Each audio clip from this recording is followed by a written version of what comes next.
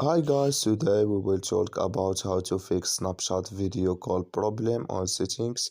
We will click here on settings, then we come here to settings window here and you will just go down and you will click here on apps, then you go to apps window, you will just go down here to looking for Snapchat app here and this is window, we will just go down to looking for Snapchat app here. Then we come to next window here, like you say, we will click here on force stop and we will click here on OK. Then we will click here on storage and we come to storage window. We will click here on clear cache.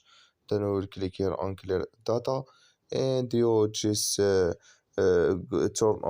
your turn off your Wi-Fi and turn on it and it's going to work with you. So that's all now. I wish now you I get it. Thank you for your watching. Don't forget to support us by like and subscribe and see you in next video.